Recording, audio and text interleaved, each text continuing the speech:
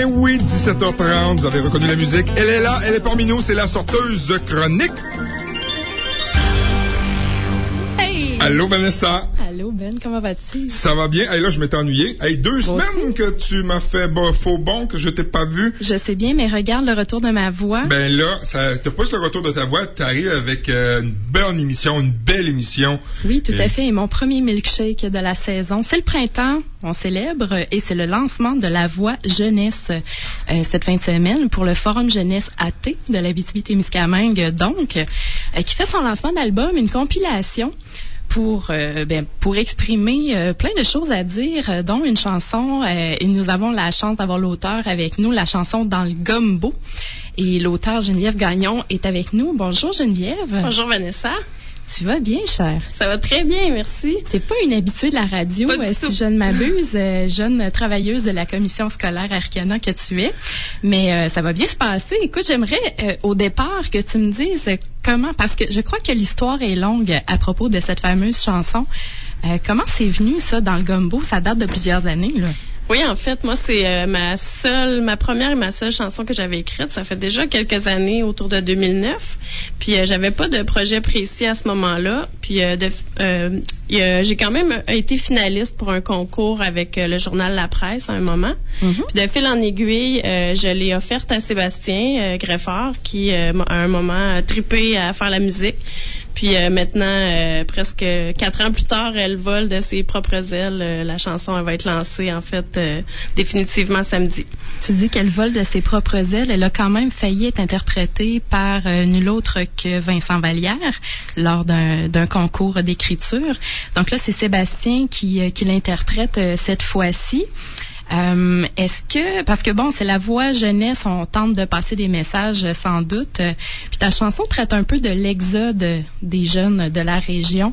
Est-ce que tu crois que c'est pour ça que ça avait sa place sur l'album La Voix Jeunesse? Ben c'est certain que je pense que Sébastien il a vraiment fait un choix très judicieux de décider de lancer cette chanson-là maintenant sur cet album-là, parce que oui, vous allez voir dans les paroles que ça parle d'un gars en fait qui est en ville. Moi j'imagine à Montréal, puis il file pas, ça va pas, mais il se rend compte dans le fond que l'Abitibi est à l'intérieur de lui, dans son corps, dans son âme, puis de penser à l'Abitibi puis à toutes les richesses, ça lui fait du bien. Puis, comme on sait qu'il y a beaucoup de jeunes de l'Abitibi qui quittent, il n'y a pas vraiment de message. Pour moi, c'est correct de partir, c'est correct de revenir, mais ce que je voulais, c'était comme faire vibrer notre petite corde là, d'amour pour notre région, puis ses territoires, puis sa nature. Ouais, mais c'est une réalité d'ailleurs que les jeunes vont vers les grands centres maintenant. Donc on peut sortir de l'Abitibi, mais pas sortir l'Abitibi de soi, si je comprends bien. Tout à fait, c'est bien résumé la chanson, c'est ça. Toi, quand tu as été travailler à Montréal, tu m'as parlé même de la Baie James. Est-ce que tu t'es sentie déracinée de ta région? À Montréal, oui, comme je disais, quand j'étais plus jeune, quand j'habitais en Abitibi, je disais tout le temps, moi, je suis une fille de la ville. Mes parents habitaient à la campagne. Puis j'ai dit, il a fallu que je déménage à Montréal pour me rendre compte à quel point ça me manquait, le bord de la rivière, les couchers de soleil, le ciel étoilé, tout ça. Oui, donc ça manquait. Puis en faisant un passage par la Baie James, je suis quand je suis revenue à Montréal par la suite, j'avais comme un besoin de me rapprocher de la nature. Puis j'ai décidé de venir m'installer pour de bon, disons, on sait jamais l'avenir, mais en Abitibi, oui. Puis l'album, ce sont des voix qui expriment surtout des saveurs, des couleurs, des convictions et des envies de l'Abitibi-Témiscamingue. Pour toi, est-ce que l'Abitibi goûte quelque chose, sent quelque chose? Si tu te fies à tes sens, qu'est-ce que tu retiens de l'Abitibi? Mais comme on peut entendre dans la chanson, je parle de la petite roche, oui, les capes de roche, tout ça. Je parle de la forêt. Le gars, il y a des racines qui poussent en dessous de ses pieds. C'est de l'épinette noire. Je parle d'aurore boréale, de la lumière, les étoiles, puis évidemment de lac. Vous allez voir à la fin que ça se termine. Et de gumbo, parce que ouais, titre, exact. Oui, ça sent le l'argile, puis on reste pris. Hein? Le gumbo, c'est qu'on reste les pieds pris là-dedans. Ça a-tu une signification aussi comme ça, la chanson? Tu sais, dans le gumbo, fait que t'es de l'Abitibi, quand t'en reviens d'Abitibi, t'as les pieds ancrés en Abitibi. Hein? On s'en va à l'extérieur, à Montréal, mais on a comme toujours les pieds qui ont resté en Abitibi. Abitibi. C'est pour ça comme tu es revenu en Abitibi parce que tes pieds avaient resté pris dans le gumbo aussi. C'est une espèce de ça, je trouve ça métaphore. super intéressant parce que pour vous dire la vérité, c'est Sébastien qui a pris ça. C'était un couplet à l'origine. OK. Puis c'est lui qui a repris ça pour faire le refrain, puis c'est devenu le titre. Puis moi, je trouve ça vraiment intéressant parce que j'aimais aussi la phrase, mais à l'origine, c'était juste un vers. Puis le fait que c'est Sébastien qui l'interprète, c'est comment ça s'en est venu que ce soit Sébastien qui interprète la chanson? Ben Sébastien et moi, on est allés à la petite école ensemble. Hein? On est des amis de toujours. Puis j'ai toujours suivi sa carrière. Puis j'adore sa voix. Puis je pense, je suis pas musicienne, mais je crois que c'est un excellent musicien. Puis donc pour moi, ça allait de soi que je lui offre à lui, en sachant pas s'il allait avoir envie de faire quelque chose ou pas, mais je me trouve vraiment chanceuse qu'il ait décidé de faire ça, puis je suis très fière, je l'aime beaucoup la chanson. Et oui, c'est un excellent musicien, je l'ai vu plusieurs fois, et encore à la tournée de la ressource, là. Oui, là, Ensemble pour la ressource. Ensemble pour la ressource, là, il manie très bien la guitare et fait des beaux arrangements à la guitare. D'ailleurs, on va en parler tout à l'heure avec lui, si tu permets, du côté musical de la dite chanson. Mais tu disais, je suis chanceuse de collaborer avec Sébastien, et je le dis en perdant la voix. Pardon, au lancement en fin de semaine, donc samedi à 20h, on le rappelle, hein, c'est du côté de Rouyn-Noranda au Cégep. Si vous voulez aller participer, il y a plusieurs artistes qui vont se produire sur place. Est-ce que tu vas être avec Sébastien Greffard au Cégep samedi soir? Dans le public, certainement, mais certainement pas sur la scène. Moi, mon travail d'auteur, c'est dans l'ombre, puis ça m'intéresse pas, mais je vais être là pour apprécier la performance de mon ami. Donc, la deuxième voix sur la chanson, c'est pas toi, là? Ah non, absolument pas. Je suis pas chanteuse. Ah, dommage, mais tu devrais faire l'expérience de la scène. C'est toujours plus terrible qu'il n'y paraît. Donc, on en parle. On va l'écouter, hein? On en parle de cette chanson-là. Il semble que c'est le temps. Je sais pas si les auditeurs ont hâte de l'entendre, parce que là, c'est une grande primeur, là, hein? Ouais. C'est la première fois que ça va jouer sur les ondes. Effectivement, et c'est la première chanson et la seule qui est sortie de l'album jusqu'à présent. Le reste, vous pourrez l'entendre samedi soir seulement. Alors, dans le gumbo de Geneviève Gagnon, interprété et joué par Sébastien Greffard dans le show Catassis.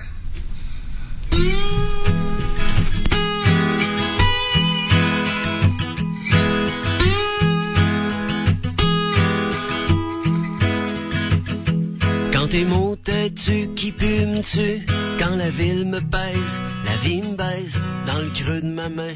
Au fond de ma poche, rien qu'une garnotte comme une toute petite roche.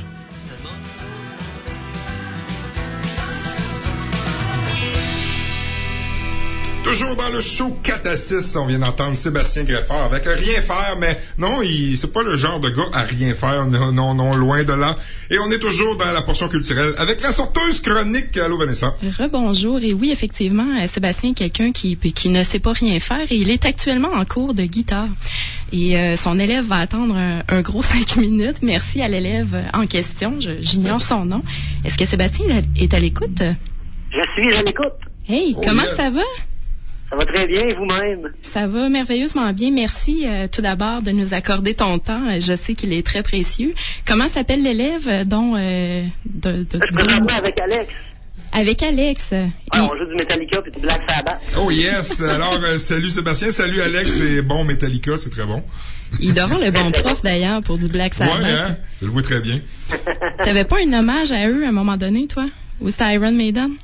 Un hommage à Iron Maiden, oui. On joue dans un groupe... de Maiden. Iron Man, c'est ça? Non.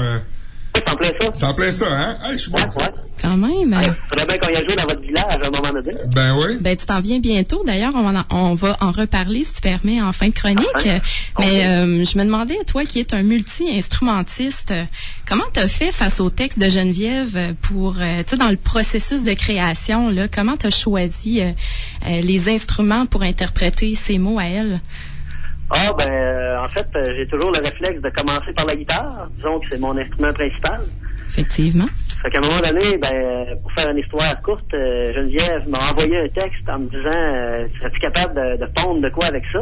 Puis j'ai mis la feuille sur mon bureau. Puis après ça, il s'est ramassé une autre feuille par-dessus, puis une autre feuille, puis plein de feuilles.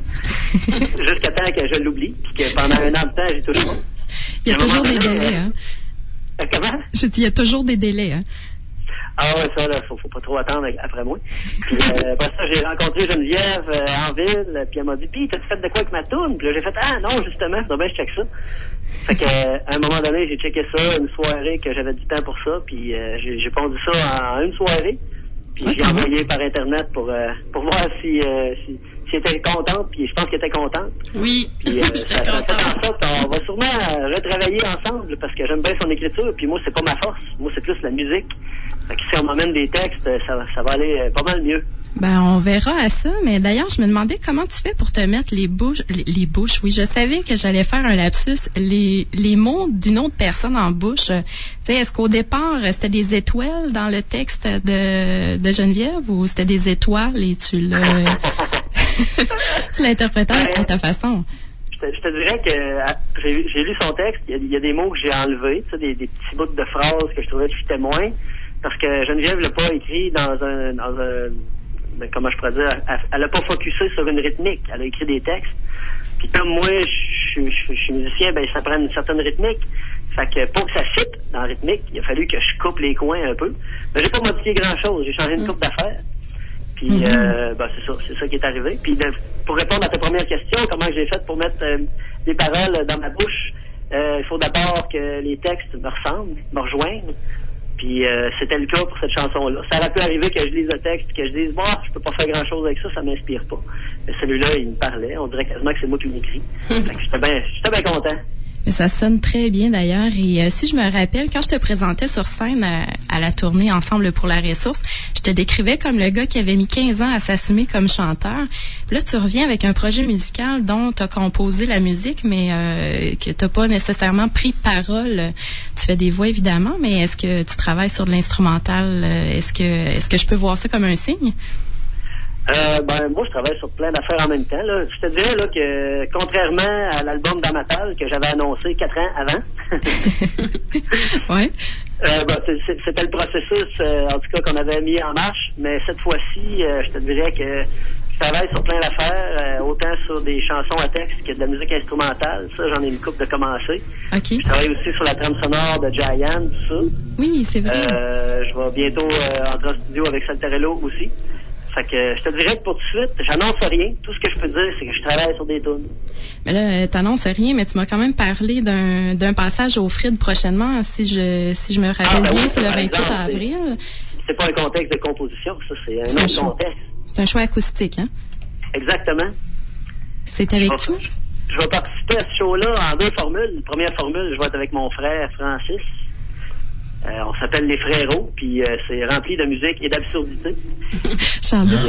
On essaie d'avoir bien du fun. Puis après ça, je vais jouer avec les Black Billies, une gang de joueurs lurons qu'on s'est regroupés pour faire du bluegrass avec des chansons déjà connues.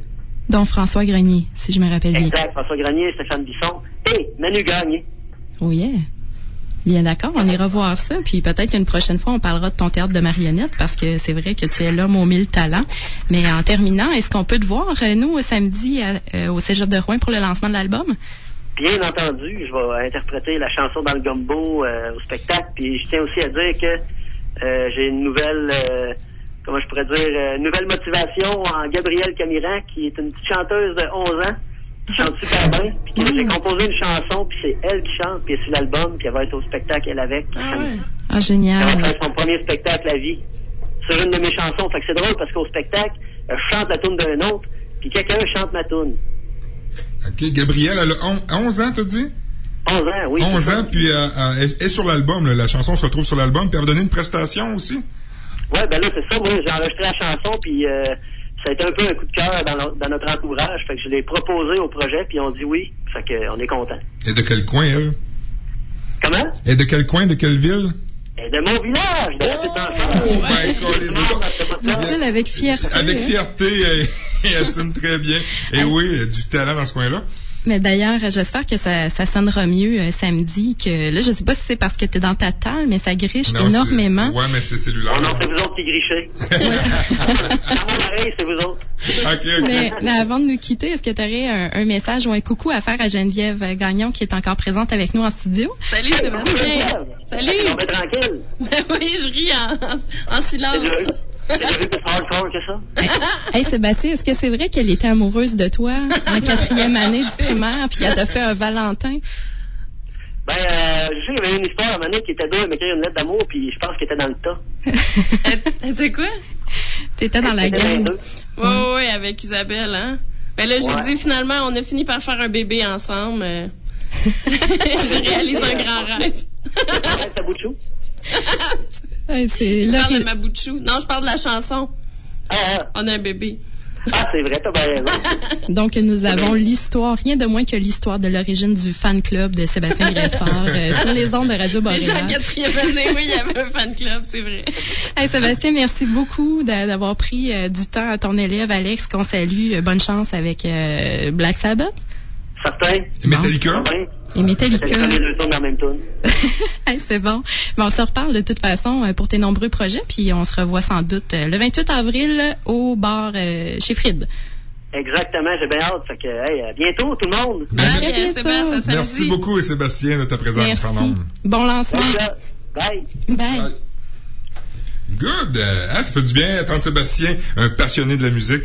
Oui, ça faisait longtemps d'ailleurs que j'avais pas pris de ses nouvelles, puis c'est vrai qu'ils sont aux multiples talents dans la famille. Je dis bien il au pluriel, parce que Francis, on se rappelle, avait fait Star Academy, mais maintenant fait un théâtre de marionnettes, travaille pour une compagnie de graphisme à la Sarre et cartonne à l'impro aussi d'ailleurs. Puis l'émission, tu as-tu parlé l'émission qui passait là, qui a enregistré à la télévision là, Nayan? Giant, ça c'est Sébastien qui joue là-dedans, c'est Jean Caron, le réalisateur, qui fait des films au Témiscamingue qui sont maintenant démantelés en épisodes. Tu dis la Sarre, ouais, mais je crois que c'est tourné au Témis aussi pour les paysages, mais il faudrait que je confirme avec Jean, mais justement il y a d'autres épisodes qui vont suivre, qui vont être tournés cet été. Et là, est-ce que j'ai le temps de te parler? Il reste 6 minutes. Il reste 6 minutes, alors il reste pas grand temps. Tu sais que tu voulais nous parler d'un humoriste, c'est ça? Oui. Hein? Est-ce que je prends le temps? Tu peux prendre le temps d'en parler, mais pour qu'est-ce qu'il y a de l'extrait, on pourrait dire au monde d'aller voir, par exemple? Oui, effectivement. Puis de toute façon, je vous en parle surtout pour vous annoncer qu'il sera parmi nous la semaine prochaine en entrevue téléphonique. Mais tout d'abord, je dois rappeler que samedi, il y a un autre événement culturel à surveiller du côté de la DOC à 20h. C'est le 10e anniversaire de l'Alibaba Ligue d'impro d'Amos, bien sûr. 4 invités de la LNI, donc de la Ligue d'improvisation de Montréal, vont débarquer, vont prendre d'assaut la DOC pour rivaliser contre nos fameux joueurs gonflés de talent, dont Michael Bédard, qui fait partie de l'équipe de Radio Boréal, Mathieu Proulx, Vicky Ménard et Benoît Saint-Pierre. C'est en plein ça. Et ils affronteront c'est un bon jeu de mots, ça. En tout cas, les chemises de l'archiduchesse affronteront Florence Lompré, Daniel Malenfant, Jean-Philippe Durand et Patrick Dupuis, donc 4 comédiens professionnels qui ont des carrières assez intéressantes, florissantes. Vous pouvez découvrir les profils des invités de l'Alibaba sur la page Facebook, l'événement 10e anniversaire de la Ligue l'Alibaba. Alors, sinon, bien, on termine en humour. Je voulais vous rappeler que Geneviève, tu viens pas d'Amos, toi. Est-ce que tu connais Sébastien Lano, un humoriste de l'endroit? C'est un peu comme le Ferris Bueller d'Amos. À l'époque, il était baveux, il est devenu humoriste. Donc, on n'est pas tellement surpris. Depuis son récent passage à Amos, il a travaillé plus de 150 heures sur ses textes et ce soir, il est au Petit Medley. Donc, c'est une petite pensée pour lui. Oui, quand même, il réussit très bien et il y a un roman en cours de son côté, alors on le surveille. Et parlant de surveiller, relève, humour, Dany Desjardins.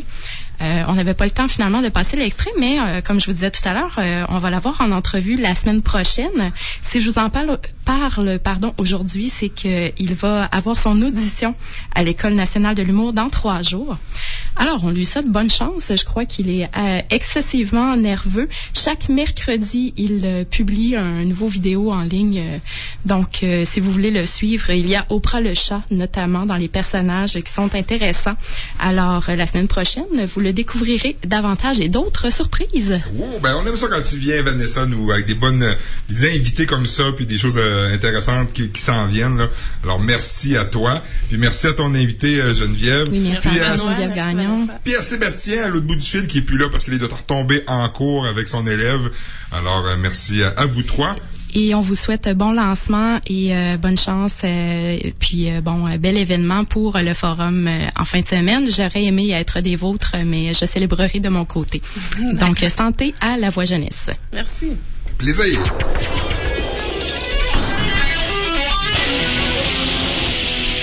Eh bien oui, c'est la fin à 17h57 de ce show du mercredi. Alors j'espère que vous avez apprécié. Oui, vous avez aimé ça? Ben tant mieux. Et là, ben bonne nouvelle, je serai de retour demain. Ben oui, vous le saviez déjà. C'est du lundi au vendredi, le show 4 à 6. C'est comme ça. Mais là, je vais vous laisser avec une petite nouveauté de hier que j'ai dénichée. C'est Rod le Stud. Oui, Rod le Stud qui va nous chanter Dans le pays où je vis. Alors, dans le pays où je vis, ben c'est pas mal ici, ça, là. Très belle journée en passant aujourd'hui, hein. J'espère que vous en avez profité parce que là, il y a de la pluie qui s'en vient, puis pas rien qu'un peu, mais prenez le bon côté des choses, ça va faire fondre. Cette neige, oui, que nous avons encore pas mal, il y a des gros bancs de neige, mais ça va l'aider à faire fondre. Alors, c'est Benoît Rioux qui vous dit de garder le sourire, de garder la bonne humeur, et qui vous dit aussi, là, un gros et un très beau bye bye la gang!